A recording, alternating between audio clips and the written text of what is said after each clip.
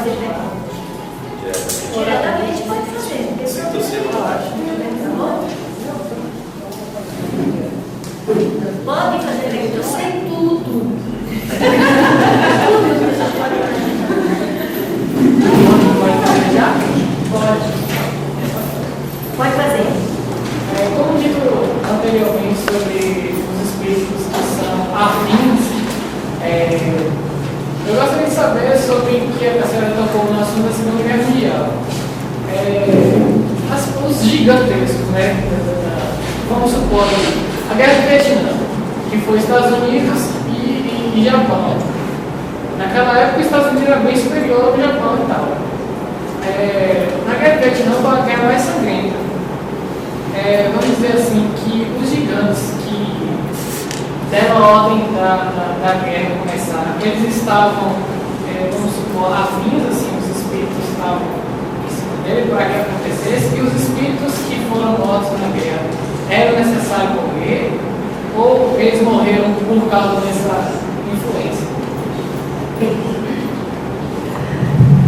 Quando nós lemos no Livro dos Espíritos sobre as guerras, em uma parte, tanto no Evangelho segundo o Espiritismo, fala também do Livro dos Espíritos. Pergunto qual a causa das guerras. Se nós estudarmos, e a história, você que estuda, deve estudar a história, sabe que as guerras não acontecem de uma hora para outra. Elas acontecem em função das ideologias, do desejo de poder, de hegemonia dos diversos povos. Não é? Nós vivemos num ambiente de alta competição. Competições individuais, competições coletivas. No caso dos países, eles realmente têm os seus governantes. E seus governantes estabelecem aquilo que a gente conhece como política. Agora eu te pergunto assim, o que é que pensa um político para provocar uma guerra? Não é? Ele deve ter mil interesses ligados a isso. A gente sabe que existe uma indústria bélica, por exemplo, nos Estados Unidos, que vai ficando obsoleta, e aí o que ele não consegue vender para os países pobres e emergentes como nós, vamos provocar uma guerrinha que é para poder, como diz, desovar aquele material. A gente sabe disso. Então, repare bem que tipo de pensamentos tem essas pessoas. É o pensamento de quê? Que ondas eles emitem uns para os outros? Ondas negativas, de poder, de crueldade, de exploração. Que espíritos podem ser afins a esses indivíduos? Não é? Nós sabemos que o Pai Celestial, ele está sempre atento a tudo, e que no mal ele consegue retirar o bem. Se a gente lê o Evangelho, se lê o Livro dos Espíritos, eu acho bom que você faça isso, você vai ver que depois das guerras acontece um grande progresso. Não é que a guerra em si seja boa, mas tudo que acaba se produzindo para a competição, para a exploração, para a tomada de riquezas dos outros países, acaba sendo usado depois em benefício da própria sociedade.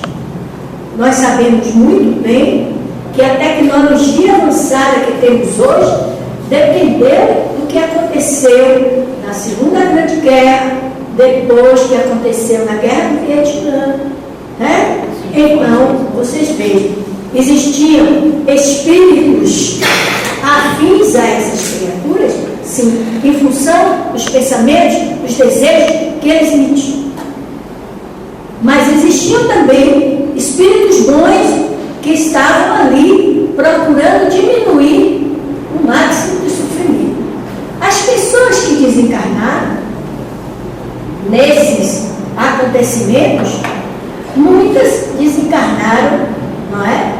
Pela própria questão evolutiva do ser. Porque ninguém desencarna sem motivo. Não é isso que os Espíritos nos ensinam? Todos nós desencarnamos, ninguém morre de véspera. Todo mundo desencarna, mesmo aqueles que veem que se suicidam, não estão sozinhos no momento. Eles também são amparados e ajudados. Viu? Deu para responder? Sim. Graças a Deus. Eu creio. Eu nem ia perguntar, mas surgiu a questão aí agora. Sim. O irmão Xisne, Brasil, Coração do Mundo, Sim. de Padre Evangelho, ali ele explica naquele livro ali, né? E duas perguntas, minha só. E a doutora Marlene Matos, em 69, quando o homem foi à Lua, houve uma reunião em nosso sistema solar, de todos os governantes dos planetas, né? Em que o Espírito de Verdade pediu mais 50 anos para que levasse a Terra avante. E o Chico Xavier terminou dizendo o seguinte: nós deveríamos orar muito para que não houvesse uma guerra até 2019. Aí, por ser a questão que está na televisiva, né, ficou a dúvida seguinte: não está pré-determinado, porque o EAD, Estudos Aprofundados da Doutrina Espírita, fala o seguinte: que o Brasil pode deixar de ser a parte do Evangelho, claro, se continuar nessa persistência de corrupção que está, né? Claro. E agora é o seguinte: sobre nós orarmos, nós fazemos vibrações até 2019, exclusivamente, agora exclusivamente até 2019, que completará os 50 anos que Cristo pediu aos governantes do nosso sistema solar para que a Terra entrasse no processo que realmente deveria entrar. E agora ficou minha pergunta no dia seguinte: não está pré-determinado essa evolução gradativa? Primeira coisa que nós temos que entender é livre-arbítrio e fatalidade. É um outro capítulo que a gente tem do Evangelho segundo o Espiritismo. A fatalidade e determinismo. O que é que existe de fatalidade na nossa vida? É o processo de evolução, de chegarmos um dia à perfeição necessária, tanto do ponto de vista individual como coletivo. Nós sabemos que o nível espiritual da Terra reflete o nível espiritual dos seus habitantes. Daí que, quando se provoca uma guerra e tem tanto sofrimento, ou quando o homem foi à Lua e que houve é contado que houve essa reunião, é porque Deus deixa que a gente siga o que nós desejamos. Mas existe o determinismo de nós sermos responsáveis por aquilo. A fatalidade é essa. Você pode errar. Você quer errar? Mas saiba que você estará impulso na lei de causa e efeito. Na lei de ação e reação. Então, a preocupação é de que o mundo, com o desenvolvimento intelectual, o homem e a coletividade humana não conseguisse desenvolver uma moralidade que fosse compatível. E, com isso, trazer problemas, inclusive, de destruição da própria Terra. Então, os outros mundos do sistema solar estavam preocupados com essa situação. E Jesus dá o aval, pede, solicita por nós. Então nós temos uma responsabilidade muito grande. Mas, meu irmão, eu quero dizer para você o seguinte: que embora tanta miséria, tanta violência, tanta situação de dificuldade, nós estamos evoluindo. Nós temos moralidade, sim. O que nós estamos vendo é um formigueiro precisando ser retirado da terra, e quando você bota no formigueiro, o que acontece com ele? Ele corre para... As formigas correm loucas e começam também a picar a gente, não é verdade? Por isso que a gente vê essa recrudescência de violência que está aí. porque esses espíritos estão sendo retirados da Terra.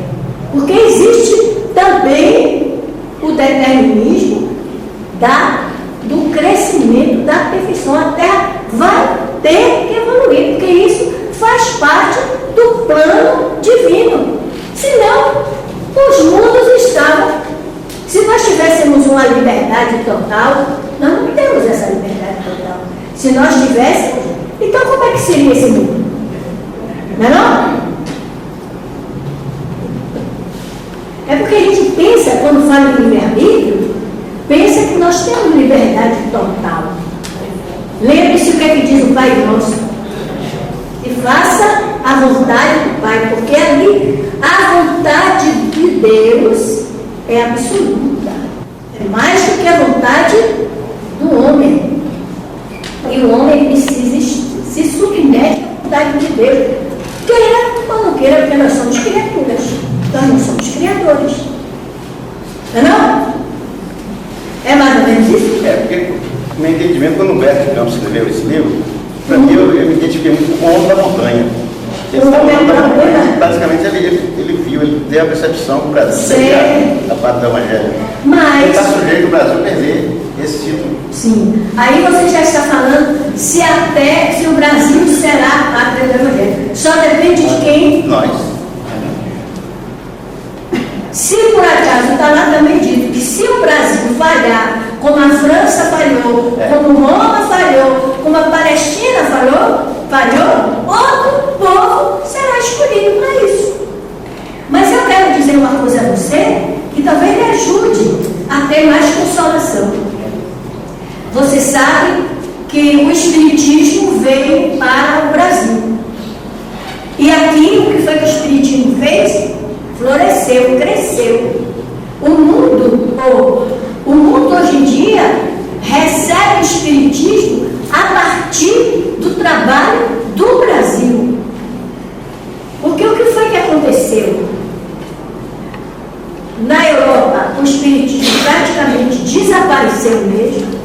E agora, acho que já uns 10 a 15 anos, que o Brasil vem com viagens como a de Divaldo, viagens como a de Raul, como viagem do pessoal da Federação Espírita Brasileira, levando o Espiritismo para todo mundo. Divaldo já foi até Sydney, na Austrália, já esteve no Japão, na China, acho que já teve também, certo? A Federação Espírita Brasileira está fazendo um trabalho excelente na África, porque o que tem de miséria na África e falta de espiritualização, e estão levando o espiritismo. Nós não estamos fazendo isso? Não é o Brasil levando o espiritismo? Mas é que a gente só ouve falar de Bolsa Família, de corrupção, da política errada. A gente não ouve falar do que existe de bom que está acontecendo no mundo. Está acontecendo coisa boa, graças a Deus. E nós espíritas estamos incluídos nisso. Outra pergunta. A pessoa tem resposta.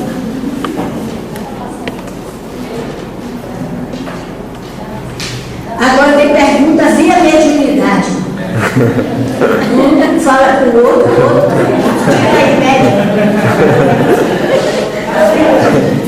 Diga. Eu falei que a gente evoluiu tanto que a gente está no espaço católico, né? Exato. Não é? Isso para a gente aqui foi uma grandeza. Mas esse também exatamente. Isso já é um ganho evolutivo muito grande, porque quem poderia pensar que nós espíritas estivéssemos aqui num espaço de outra religião, fazendo o nosso trabalho. Mas não se tão pequena, né? Uma cidade tão pequena, né? Pois é, mas Jesus diz lá, chegará o tempo que haverá um só rebanho e um só pastor. Não significa que todo mundo vai ter que ser espírita. Não é isso. Mas os ensinamentos de Jesus estarão vigiando para todas as religiões. E entre elas, essa aceitação, essa compreensão das religiões entre si, essa tolerância religiosa.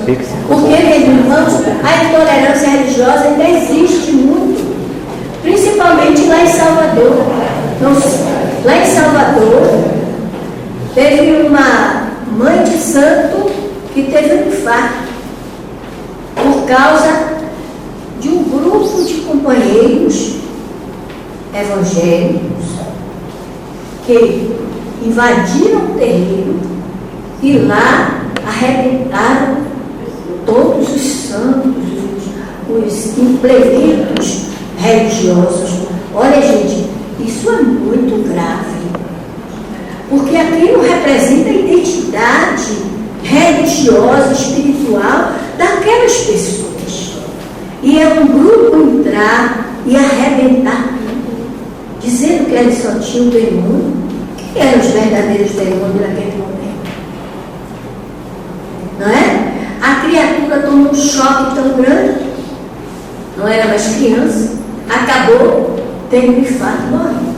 E por causa disso houve uma verdadeira revolução em Salvador, dos grupos, como eles se chamam, os filhos de santo. Eles então conseguiram que uma vereadora que houvesse o dia do repúdio à intolerância religiosa. Agora na Copa, né, no evento mundial, no início de cada jogo, o capitão de cada time está lendo um texto, justamente pedindo essa uniformidade, para não se ter preconceito nem com raça, nem questão sexual, nem religião. Então, para a gente ter essa tolerância com relação a todos os segmentos, todos os sentimentos. Está lendo no início de cada jogo, eles estão lendo o texto. Não sei se vocês já observaram, todas as línguas, todos. Na realidade, a gente sabe das intolerâncias existentes, dos preconceitos existentes. Não só os preconceitos raciais, como os preconceitos econômicos, os preconceitos de status sociais. Os europeus, hoje em dia, eles estão perdendo aquela posição.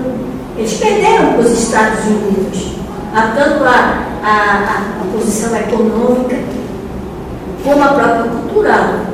Hoje em dia o mundo todo, quase todo, vive a cultura americana, não é? Então, o que é que acontece? No futebol, então, os indivíduos que se notabilizaram no primeiro momento eram todos negros, a maioria eram negros, certo? De países pobres, e isso, de alguma forma, tirava aquela ideia que às vezes persiste em muita gente vamos dizer, da superioridade da raça branca. Nós vimos há pouco tempo o problema de Daniel, não é? Jogaram uma banana para ele, chamando de macacos, porque nós, brasileiros, somos chamados de macacos. E hoje saiu na Bélgica, na Holanda, um desenho de um cara holandês vestido com aquela roupa antiga e junto ele com uma bola, como se fosse um cetro, um bocado de banana assim, presa, e do outro lado um leão com... Na verdade, assim, eu não sei nem se isso é uma terapia.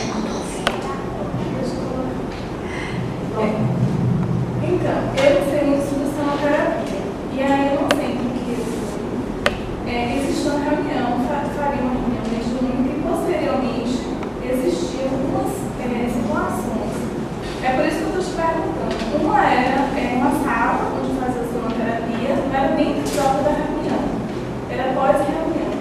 Faria a sonoterapia e a outra sala fazia um desdobramento. Então eu queria saber se tem alguma ligação de estar fazendo essa atividade. Olha, qual é a relação? Eu não sei o que se passa nessa reunião, mas eu poderia dizer a vocês também podem me ajudar, que essa não é uma prática kardeciana, espírita. Sonoterapia é um trabalho específico de psicologia, de uma pessoa que está com problema, mas não trabalho espírita. Inclusive, eu estou muito em dúvida, porque Marcos, aquela apostila que eu estudei do Centro Espírita, fala sobre a sonoterapia. Então, eu na verdade, É sonoterapia, é desdobramento, sonambulismo. Sonoterapia. Inclusive, a gente fazia uma fluidoterapia, eu acho que é raro o nome de fluidoterapia, é raro. E aí, quando colocou, e aí eu estou sinalizando também para ele que tem na apostila, e foi do Centro Espírita, por isso eu fiquei angustiada para saber como é que era isso, porque eu nunca li em algum lugar, e aí... Eu conheço sonoterapia como uma prática da psicologia para determinadas situações em que o indivíduo está vivenciando e precisa. E é por isso que eu estou perguntando, eu sou psicóloga. Você é Eu psicólogo. sou psicóloga. E você sabe disso. Eu estou te perguntando porque eu nunca vi uma casa espírita fazer algo de sonoterapia.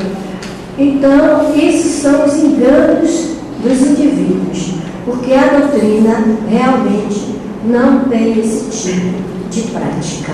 Por isso que é tão importante nós estudarmos o livro dos médicos, as leituras complementares. Não há nada. No sentido não há nada. Inclusive dentro da psicologia, a gente também só que trabalha muito com a mental, né, que vai fazer, assim, não está dentro nem da psicologia essa questão da sonoterapia.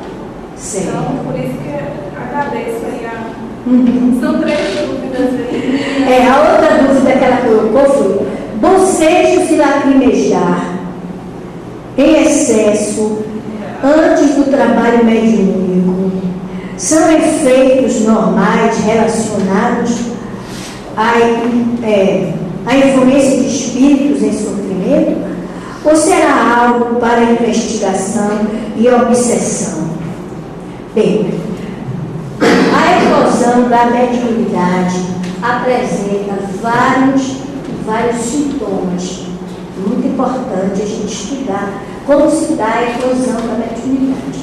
Então, tem pessoas que apresentam entre os sintomas esse de bocejo, certo? De um sono muito grande, tudo isso. Outros apresentam atitudes inconvenientes, tudo isso dentro da eclosão da mediunidade. Que levar o indivíduo a uma reunião espírita, é isso, mano? Uma reunião espírita séria, ele vai ser, não é uma reunião, uma casa espírita, não é uma reunião mediúnica. Levado, ele vai ser encaminhado para o estudo doutrinário, para o estudo da mediunidade, e vai ser apoiado até que a sua mediunidade ela se torne uma mediunidade clara, normal, sem problemas. Agora, as pessoas que numa reunião, vamos dizer, doutrinária como essa, começam, vamos dizer, a dormir, dizem que são os pobres dos espíritos. Às vezes o espírito é o espírito do cansaço, é o espírito da barriga muito cheia, é o espírito do facilitador que tem aquela fala, monocórdia. Às vezes é chato o assunto mesmo, e aí a gente dorme. Então, isso não é questão de mediunidade. Isso é questão de cansaço próprio do indivíduo. Aí você pergunta assim, pode ter... Isso mesmo, te perguntei.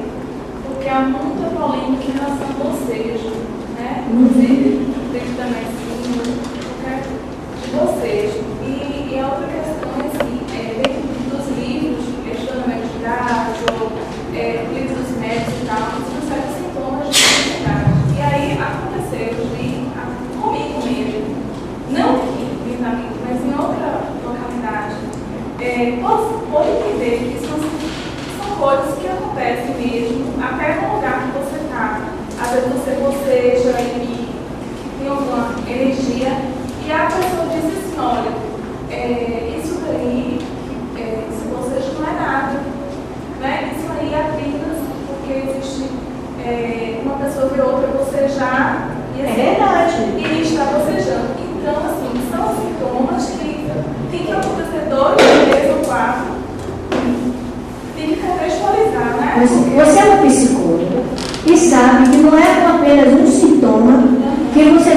diagnosticar uma situação de dificuldade do paciente no conflito existencial dele. É preciso toda uma história. A mesma coisa é a mediunidade. Então, quando nós fazemos essas diferenças, isso denota uma certa falta de estudo da parte da gente, de um certo bom senso, né? Como nós adoramos ser médicos, diz que médico é louco, todos nós temos um pouco.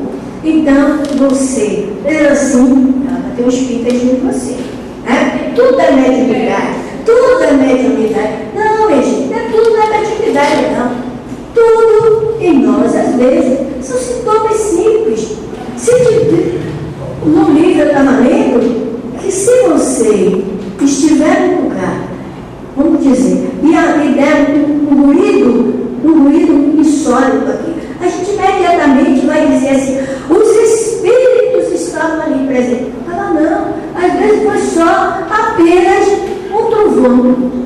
Não é verdade? Então a gente precisa ter cuidado com esses diagnósticos apressados. O melhor que a gente tem é sentir que existe uma possibilidade médica muito perigosa, procurarmos o centro espírita, procura o atendimento fraterno, TR, conversa, verifica que às vezes não é nada. E às vezes é apenas porque a mediunidade, todos nós somos médicos, mas existem alguns que ela é imediatamente ostensiva, e tem outros que ela aparece em estase, como diz Herculano Pires. Ou seja, ela está em potencialidade e dando flashes, né? E depois desaparece. Tá? Ok? Vamos ver a terceira que você perguntou. Só que como teórica, eu sou muito ousada, né? Por que o trabalho mediúnico e também desobsessivo se diferencia tanto de um centro espírita para o outro? Você sabe responder isso?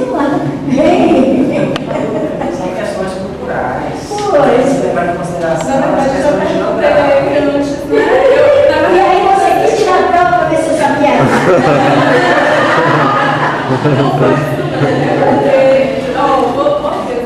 Eu sei, eu não fiz que chegou. Eu não falei muito, eu tinha uma risadinha, porque ainda tinha muita gente comigo. Claro. Como é que foi a história de vocês? Não foi com você mesmo, então. Mas antes que eu vim ser um espírito, eu frequentei durante 13 anos, trabalhei no médico, um espírita que ele conhece também. E eu vi um trabalho muito peculiar que eu não vi nenhum centro da Bahia. E aí eu fiquei me perguntando e até foi acolhida de Marcos, assim, um trabalho maravilhoso aqui em Bahia. E também maravilhoso lá no centro, mas a gente vê que tem essas diferenças, né, no trabalho, por que existe essa... Você conhece a síndrome do meu espiritismo? Porque o meu espiritismo é diferente do seu espiritismo. Nem eu nem você fazemos espiritismo de Kardec. No dia que eu investo da Casa Espírita ter seu espiritismo, se ela tiver o espiritismo de Kardec, então nós vamos ser felizes. Porque a nossa grande dificuldade é, como o Marconi disse, é uma questão cultural. Tem centros espíritas antigos que iniciaram com aquelas sessões familiares e que tiveram muita importância. Não vamos tirar o valor do trabalho dessas pessoas. Foram importantes, divulgaram a doutrina, fizeram muita caridade, muita ajuda. Isso é importantíssimo. E a gente tem que considerar que nós que estamos aqui temos níveis, estamos no mesmo patamar evolutivo, que é o patamar evolutivo da Terra. Mas estamos em estágios evolutivos diferentes. Existem os mais intelectuais, existem os mais moralizados, existem aqueles que já são velhos há muito tempo, existem aqueles que estão começando agora. A Casa Espírita do mesmo jeito. Então, o que nós temos que fazer não é condenar a Casa A, nem a Casa B, porque faz esse tipo ou aquele outro tipo. É nós que já sabemos como é o certo, fazermos o certo. E desse certo, ajudar aos demais. Então, o que é que acontece? É só uma metodologia mesmo, não é que não seja certo. Eu trabalhei no TEL, já prescrita do Paulo Machado. E esse trabalho de sucessão que é feito lá, eu vejo assim, outros sim, não que seja melhor ou pior. Aí quando eu saí, eu falei assim, eu me senti um pouco perdida. Quando o Bernardo faleceu, porque eu fiquei. E do que você gosta? Oi? Do que você gosta?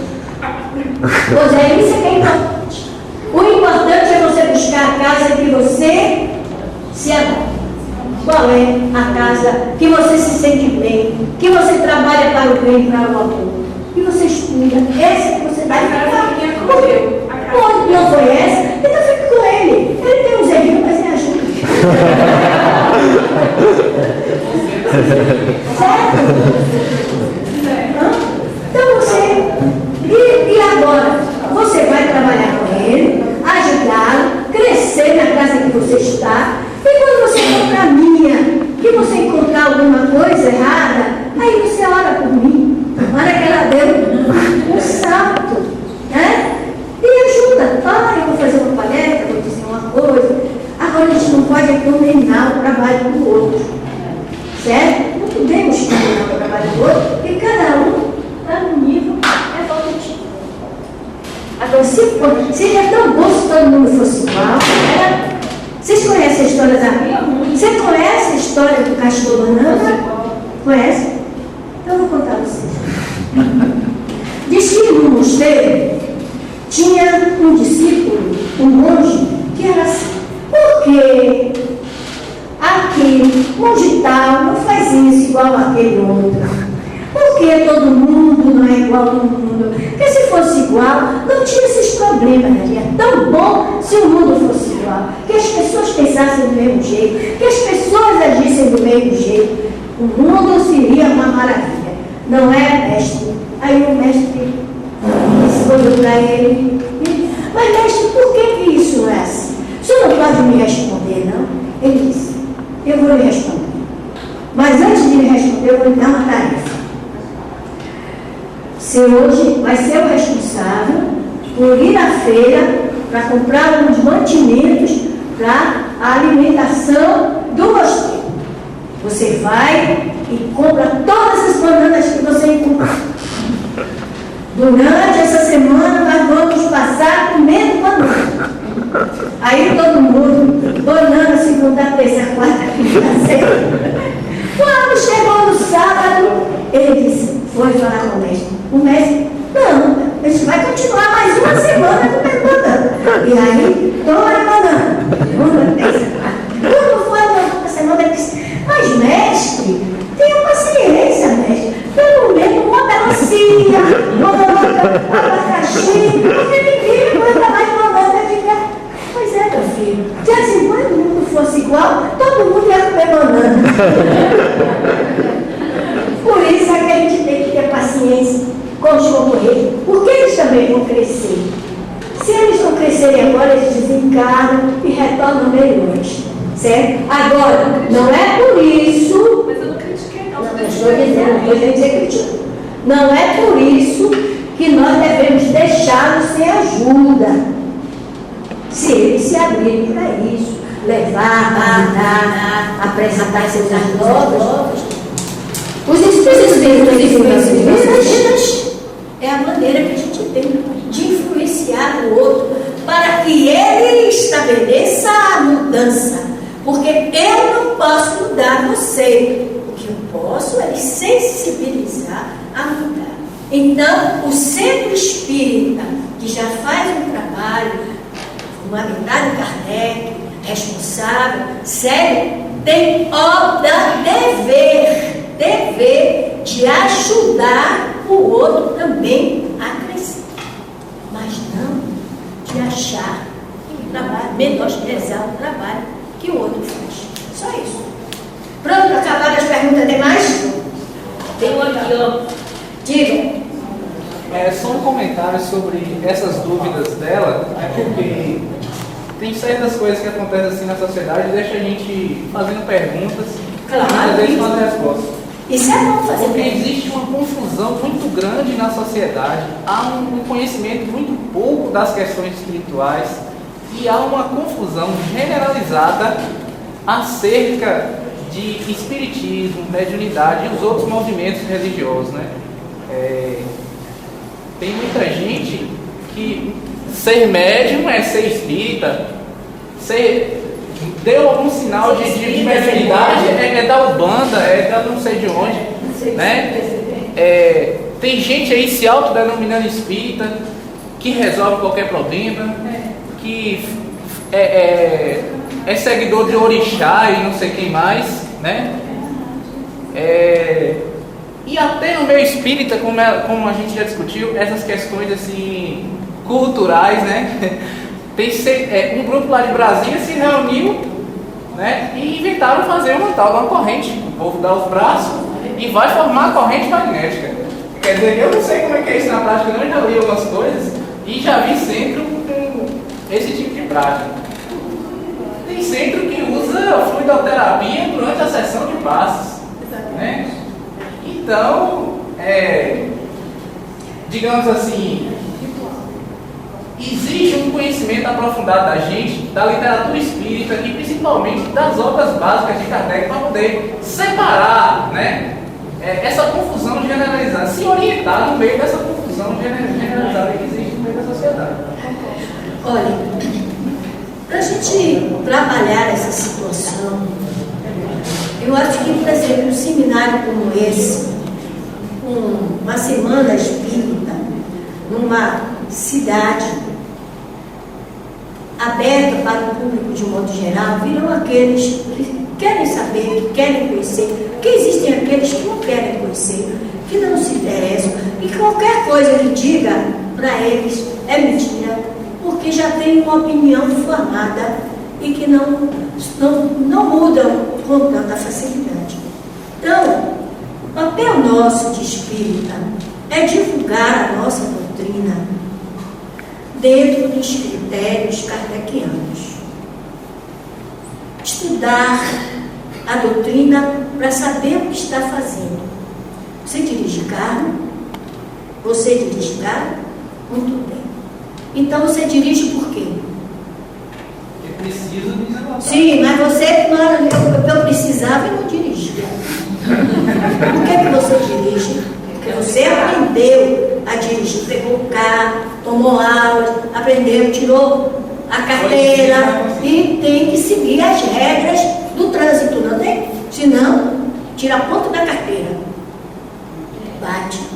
Então, repare, na vida tudo exige esforço e responsabilidade para se saber o que está fazendo. A gente faz graduação, a gente faz o curso fundamental, o médio, a graduação, a pós-graduação, a pós-graduação e pós-graduação. Para quê? Tudo isso com o objetivo de fazer bem aquilo que nós. Aí a gente pergunta, nós fazemos bem o espiritismo na nossa casa? Nós estudamos? Ou muitos de nós faz um curso básico e acha que já é doutor em espiritismo? Muitos de nós só lê o Evangelho segundo o Espiritismo e diz que é espírita. Não lê o livro dos médios, porque acha o livro dos médios chato. Muita gente nunca leu o céu e o inferno. A Gênese, isso só para esses metidos a doutores. Então, o problema não começa lá fora, não. Começa dentro da casa espírita. Mesmo. A falta de estudo, a falta de responsabilidade. Nós não precisamos, se eu sou espírita, tenho consciência do espiritismo, eu não tenho que ficar catequizando as pessoas lá de fora, não. Elas um dia poderão vir por espiritismo ou não. Elas vão falar mal da gente? Vão. Vão dizer que na nossa casa tem o demônio, tem isso e aquilo? Problema delas. Elas só vão conhecer o espiritismo pelo nosso exemplo, pela forma como a gente age na sociedade. O espírita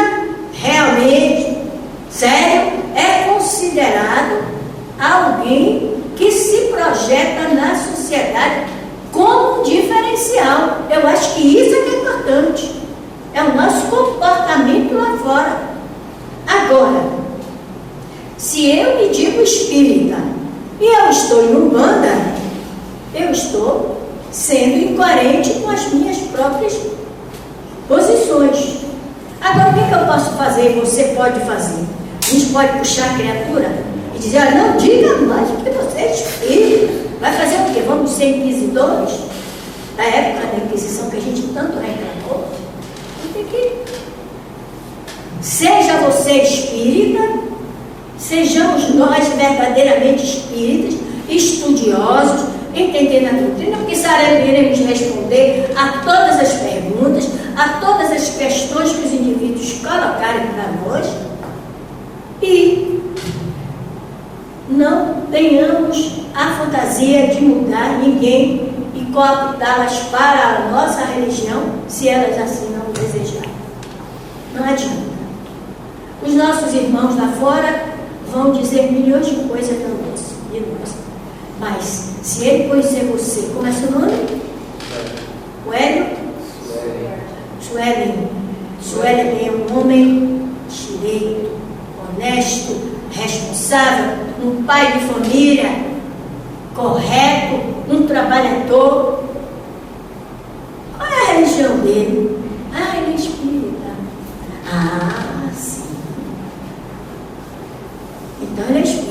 Aí quando você estiver no seu trabalho, se você fizer qualquer bobagem, vira-se para você e diz, olha, Suelen, você é espírita, você não pode fazer isso não.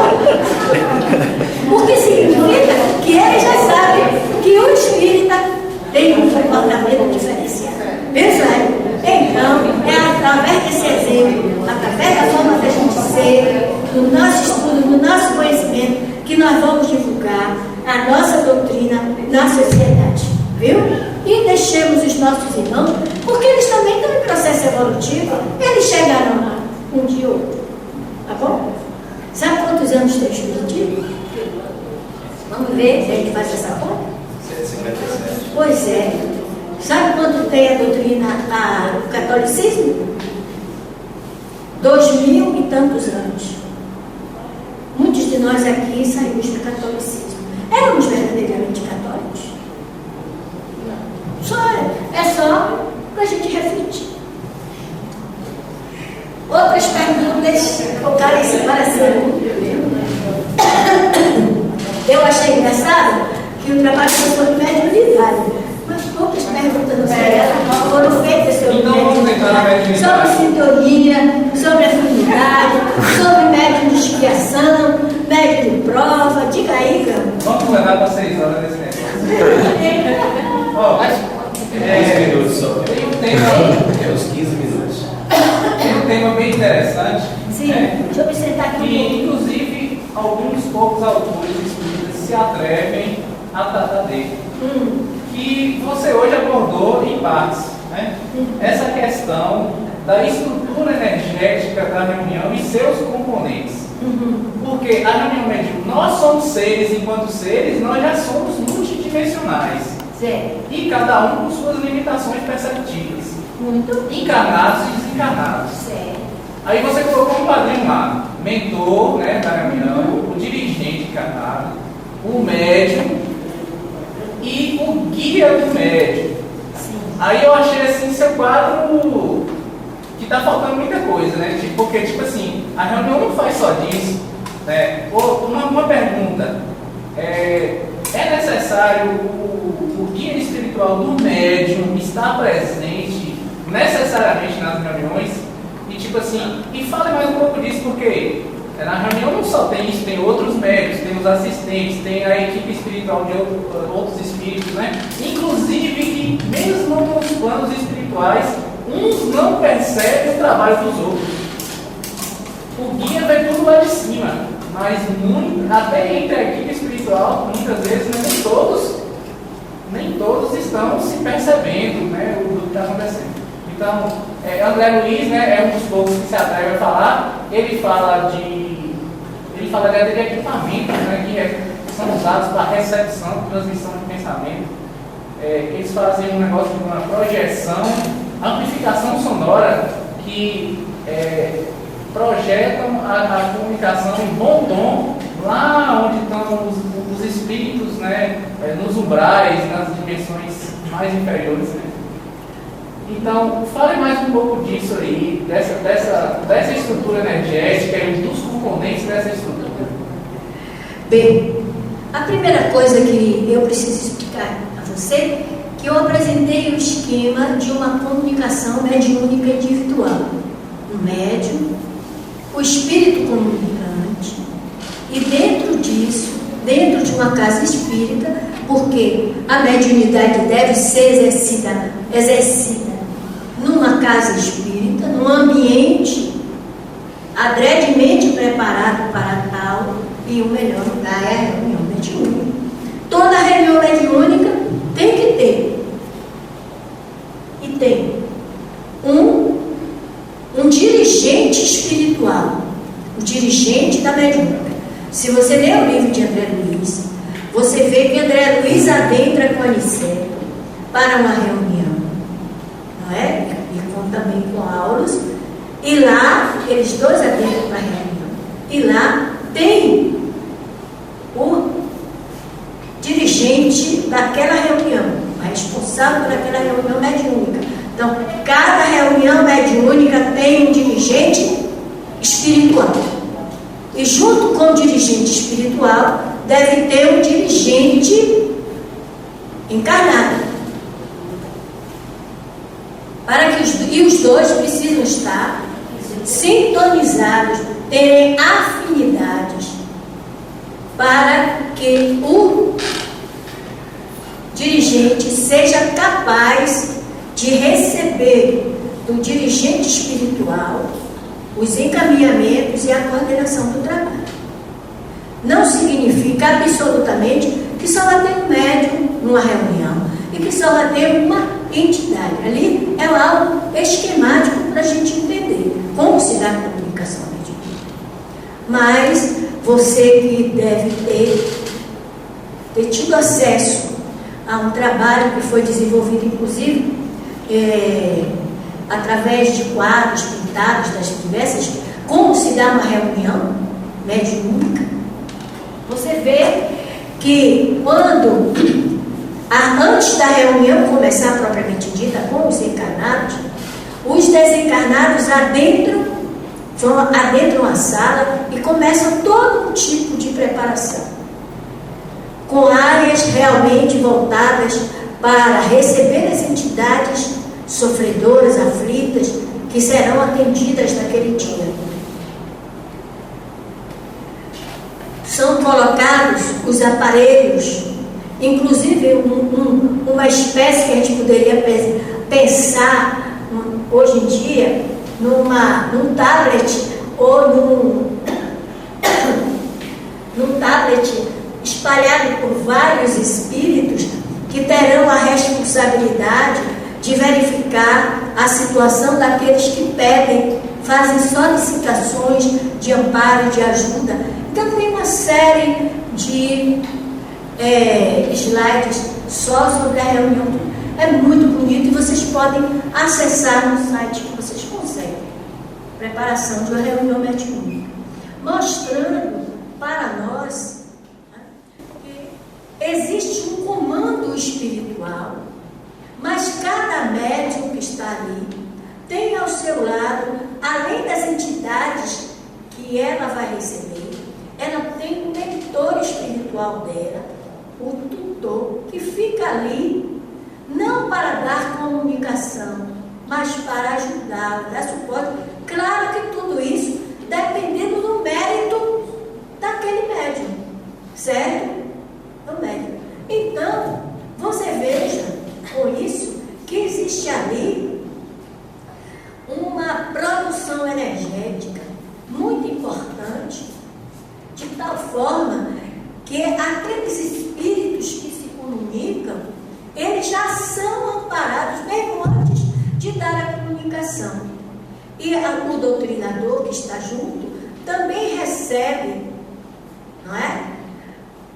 Vamos dizer, pensamentos da maneira como ele deve, se ele está afinado com o trabalho, ele recebe as intuições necessárias para ajudar a todos. Então, é um trabalho de uma complexidade muito importante, mas essa complexidade só vai ter resultado se os encarnados que adentrarem ao trabalho estejam realmente em condições de entrar na onda energética que está sendo estabelecida. Porque se não estiver, muitos encarnados, ao invés de ajudarem no trabalho, são motivo de dificuldades, de problemas. É o que eu sei para lhe responder. Se eu respondi, respondi. Se não respondi, você pede ajuda ali a marca. Necessariamente, dirigente encarnado tem que ser ostensivo. Hein? Necessariamente, dirigente encarnado tem que ser ostensivo. Não, e nem deve. O coordenador de uma reunião mediúnica, ele não pode ser ao mesmo tempo médium ostensivo. Porque se ele for médium ostensivo ali, médium de comunicação, não pode, isso não funciona. Ou ele dirige, você não pode ao mesmo tempo fazer as duas coisas. Certo? Então, no momento que você é o coordenador daquela reunião, você precisa estar atento ao que está acontecendo, amparando e ajudando os médios que estão se apresentando. Certo? E, no trabalho mediúnico, um médium, ele já de antemão, assim, a resposta, mas eu quero ouvir, né, de você. Um médium, ele pode dar simultaneamente 2, 3 comunicações, assim, uma em cima, assim, terminou outra comunicação. O que faz, e eu estou fazendo essa questão na questão, vamos dizer assim, do irmão bondoso. Eu não falo assim nem na questão do sofredor. Isso pode acontecer, ser normal? O que é? Olha, das leituras que a gente tem feito, diz que um médium não deve dar mais que 2 comunicações. Não deve dar mais que 2 comunicações. Pelo próprio conteúdo energético desprendido pelo médium. Certo? Realmente a gente encontra essas situações de uma reunião mediúnica que tem poucos médiuns, tem muitos espíritos sofredores e acaba o médium dando 1, 2, 3, até 4 manifestações. Não é o ideal, mas é muito comum isso acontecer. Certo?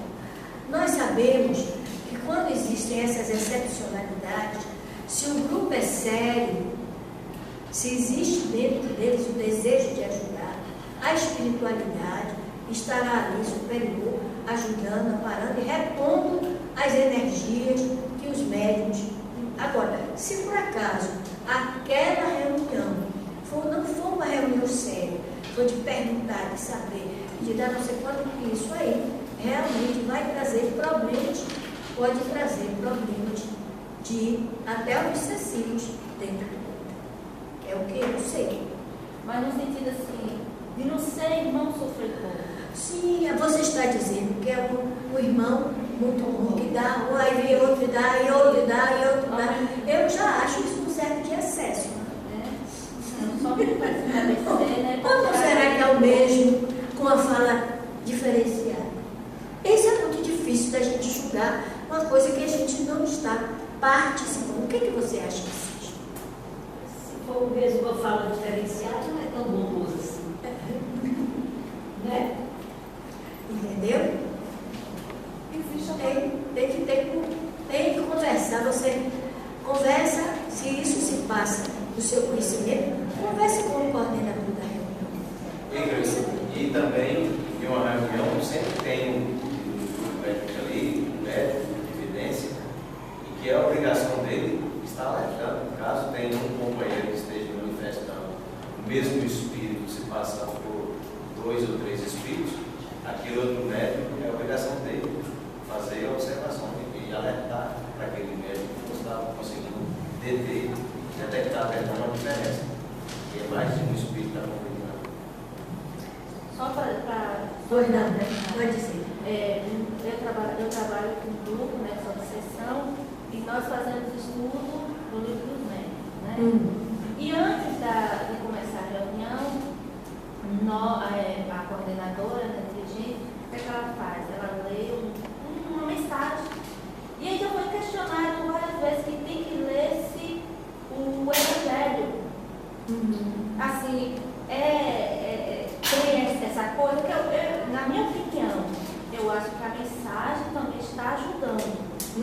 Né? Como o Evangelho também ajuda. Mas será que necessariamente tem que ler o Evangelho? Né? O Evangelho? Ou a mensagem somente para esclarecer, né, para alguns de nós aqui que está em dúvida? Realmente, ser, como é que se chama, juiz nas causas alheias é muito difícil, não é verdade? Dizer que lê, que não lê, é uma coisa muito taxativa. Acredito que precisa saber que tipo de mensagem. O Evangelho é sempre importante, tem sempre uma lição para nós. Como você lê, por exemplo, as mensagens dos livros evangélicos, não é? Da coleção evangélica de Emmanuel, também são muito importantes, tem muitas reflexões.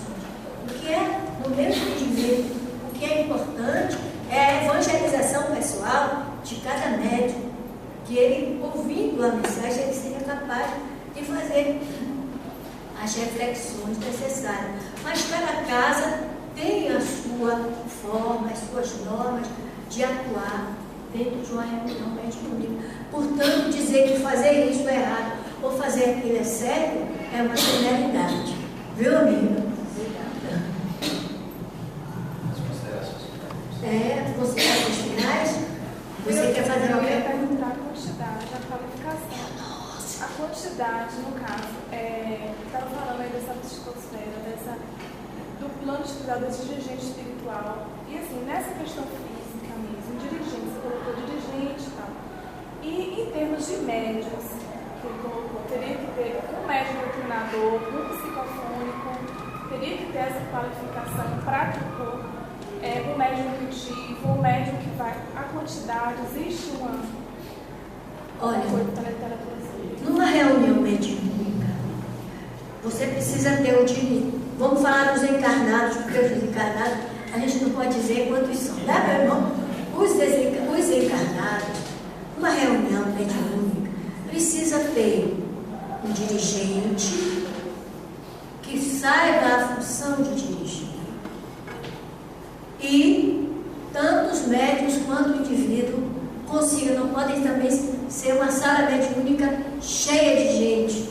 Em geral, acho que seria interessante que tivesse em torno de 12 pessoas, no modo geral, porque não tem só o médium, vamos dizer, de comunicação, seja ele psicofônico, seja ele psicográfico. Não tem somente o médium, tem os doutrinadores. Tem também alguns médios videntes, podem estar presentes, e tem os médios de apoio, aqueles que ficam, não é? Por exemplo, se você lê os livros, tanto de Herculano Pires, como de Martins Peralva e de outros, que mostram que é importante ter aquelas pessoas que ficam ali na vibração, na sustentação energética do grupo, que obrigatoriamente não estão ali para dar comunicação, mas para sustentar o trabalho, certo? Então, depende do número de trabalhadores. Como a seara é muito grande e os trabalhadores são poucos, fica muito difícil a gente dizer, tem que ter tantos médios assim, tantos médios assim.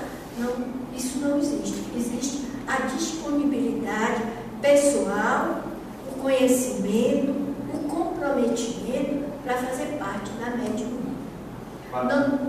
Qualidades na prática mediúnica. E na qualidade da prática mediúnica. qualidade da prática mediúnica, do projeto Modificamento, nada a ver com o que fala do pensamento. Não é isso? Né?